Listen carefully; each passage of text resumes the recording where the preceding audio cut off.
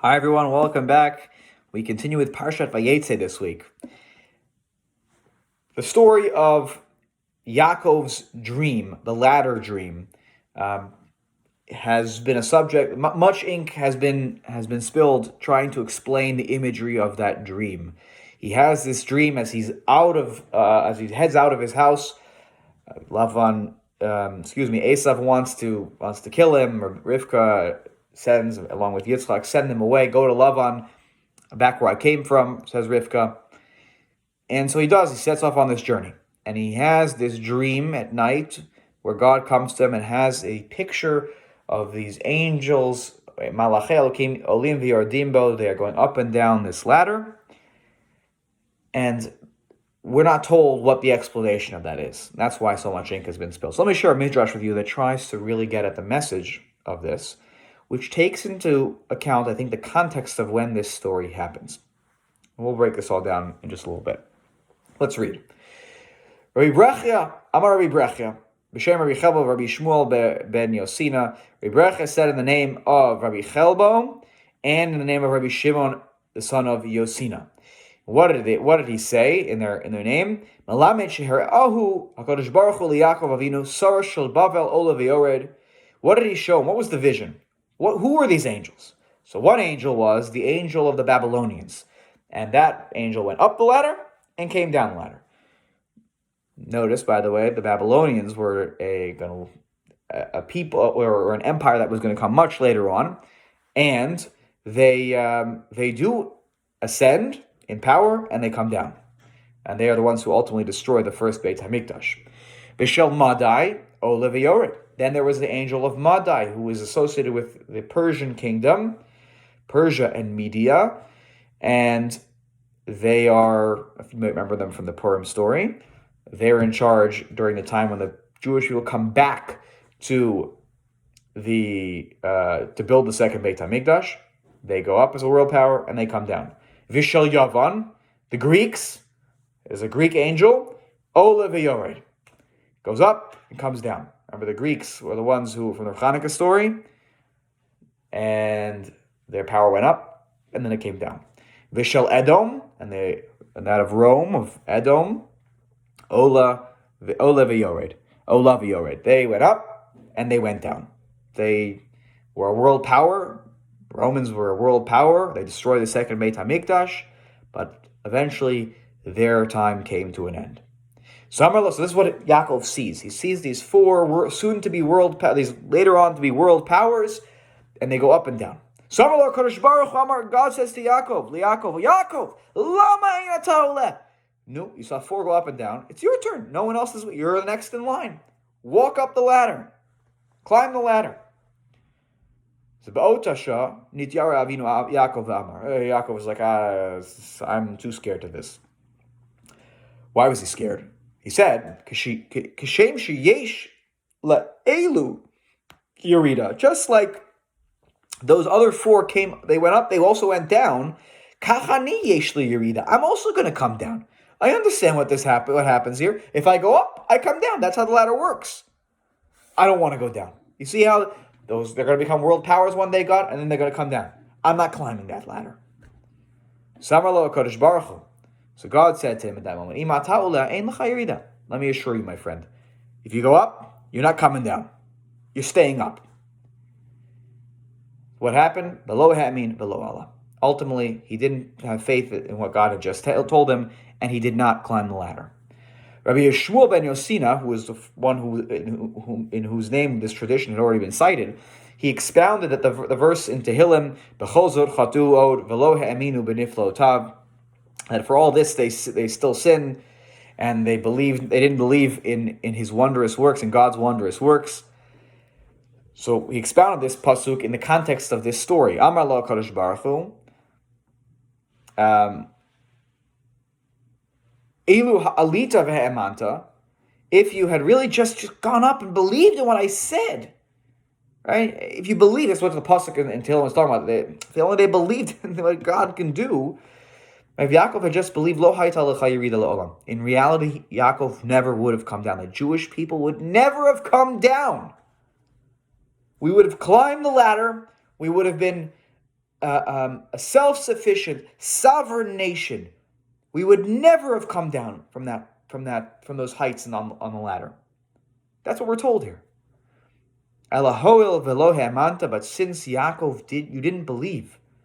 Harev anecha mishtadin b'halalu ma'arba malchuyot ba'olam hazem b'misim b'arnoniot uvegulgaliot. With these, since you didn't have that faith, you will be oppressed, and you will be subjects of these four kingdoms, and they're going to take advantage of you financially. They're going to confiscate your property, and they're going to tax you per person and make sure that they get every penny that they can from you, and it's going to be a terrible experience. That's the punishment. So Yaakov was concerned. Amalo Yaakov, Yachol Olam, is this going to be forever? I made one mistake. I didn't climb the ladder, and forever, this is what happens to my children. So God says to Amarlo, Al tirav di Yaakov, al techat Yisrael. Don't worry, Yaakov. Don't fear my servant Yaakov. Don't get down on yourself, Yisrael. Ki ni moshiacha me'rachok v'yetzaracha me'eretz shivyam. Because I am going to help. I'm going to save you from afar, from the places you're dispersed in the world, and your offspring. I'm going to save them from the land of their captors. I'm going to make this come to an end one day. And there's a pasuk from Yirmiyahu to prove that point that is expounded upon here. You can take a look at the Midrash yourself.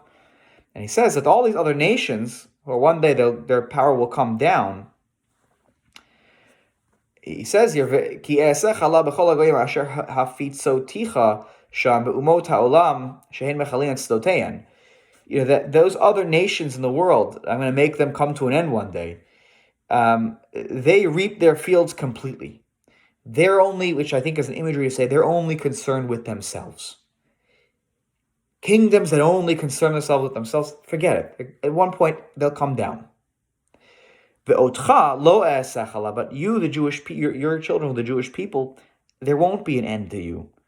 There won't. Why? Aval Yisrael she'en mechalin etzdotein ve'otcha lo esechala, because you don't reap all of your field, because there's a mitzvah in the Torah that says you're supposed to leave the corner of your field for the poor, to care about, which is another way of saying, I think, to care about people outside of ourselves, the world outside of ourselves, since that's your attitude.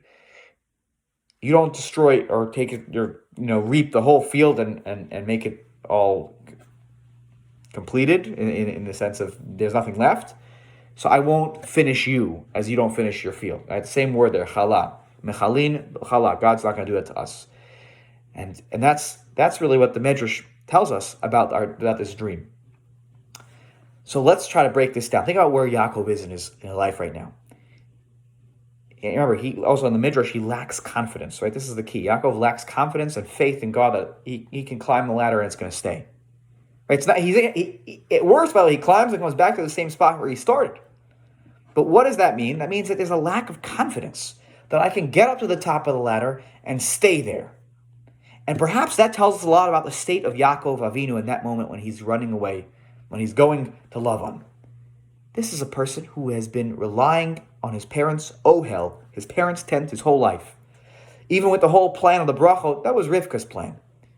Yaakov was an Ishtam Yoshev Olim. He was in the books. He was in his tent. And here he is out in the wilderness. And now he's got to fend for himself. And oftentimes when we are in a difficult new position, that's when we might lack confidence to push forward through the challenges of that stage in our lives. And that's what Yaakov is lacking.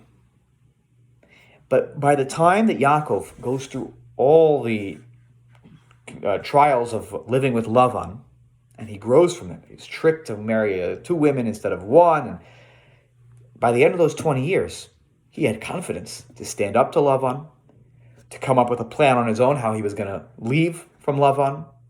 He had confidence to raise a family. He had confidence to become the father of the Jewish nation.